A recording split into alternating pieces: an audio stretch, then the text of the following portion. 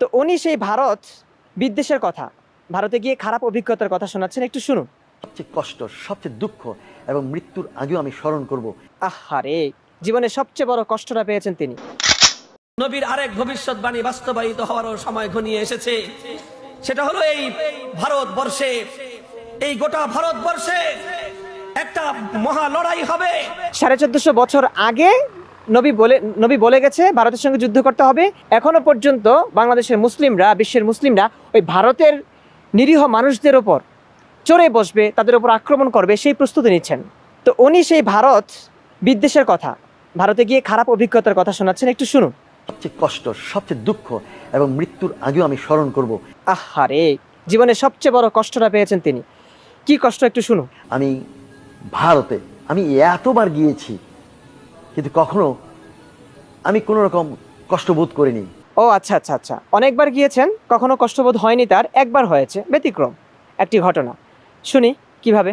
2023 October মাসে আমি যখন কলকাতায় নামলাম, কলকাতা বিমানবন্দরে কোনো একটা কারণে আমি যখন বাংলাদেশের পরিচয় দিয়েছিলাম, তখনও কিন্তু তাদেরই প্রধানমন্ত্রী শেখ হাসিনা কিন্তু এখানে ক্ষমতায় ছিল।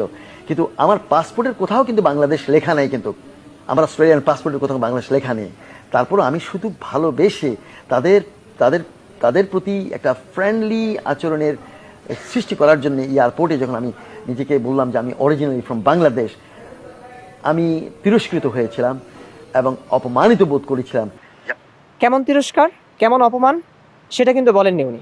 আচ্ছা, যাই হোক, আমি বাংলাদেশের প্রতি তাদের এত ঘেন্না, এত ক্ষোভ আমি 2023 অক্টোবরে যেটা দেখেছি, আমি জীবনে কখনো ভুলবো না। হ্যাঁ, মারা খান, ভুলবে না সে। আরে ভাই, ক্ষোভ থাকবে না কেন, ঘৃণা থাকবে না কেন? আমি যদিও দেখিনি, যদি থাকেও সেটা যৌক্তিক।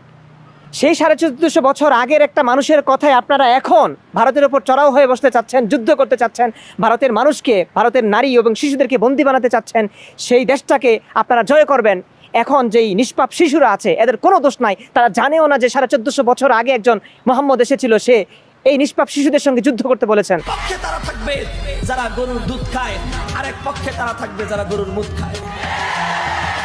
ইনশাআল্লাহ এটা নবীর হাদিসের আভাস পাওয়া যায়, এবং এটাও পাওয়া যায় সেই চূড়ান্ত লড়াইয়ে বিজয় হবে তাদের যারা গরুর দুধ খায়। চূড়ান্ত সেই লড়াইয়ে বিজয় তাদের হবে যাদের হাতে কালেমার ঝান্ডা থাকবে। তো সেই মানুষগুলো এগুলো জেনে আপনাদেরকে ভালোবাসবে। যদি ক্ষোভ থাকেও, যদি ঘৃণা করেও, সেটা যৌক্তিক। এখন এটার কারণে সমস্যাটা কি? ওদের সমস্যা নাকি আমাদের সমস্যার কারণে ওরা আমাদের শত্রু হয়েছে, কিংবা শত্রু ভাবছে, কিংবা আমাদের ঘৃণা করছে, কিংবা ক্ষোভ তৈরি হয়েছে ওদের মনে? এটা দিয়ে কি বোঝাতে চেয়েছেন আপনারা? কি বোঝাতে চেয়েছেন?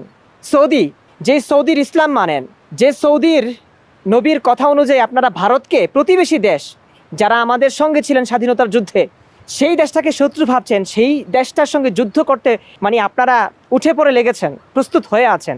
সেই দেশে গেলে আমাদের বাংলাদেশিদেরকে তারা কি বলে তারা মিসকিন বলে। বাংলাদেশের মেয়েদেরকে নিয়ে তারা ওই বাবা, ছেলে, দাদা 3 জেনারেশন মিলে ধর্ষণ করে। এগুলো শুনেন না, জানেন না? তো সেই দেশের ইসলামটাকে তো খুব ভালোবাসেন, সেই দেশের মানুষগুলোকে খুব ভালোবাসেন, সেই দেশটাকে খুব ভালোবাসেন। আর প্রতিবেশী রাষ্ট্র, যাদের কোনো দোষ নাই, যারা আমাদের অনেক সাহায্য করছে, তাদের সঙ্গে যুদ্ধের জন্য প্রস্তুত হয়ে আছেন। নবীর আরেক ভবিষ্যৎবাণী বাস্তবায়িত হওয়ারও সময় ঘনিয়ে এসেছে। সেটা হলো এই ভারতবর্ষে, এই গোটা ভারতবর্ষে একটা মহা লড়াই হবে।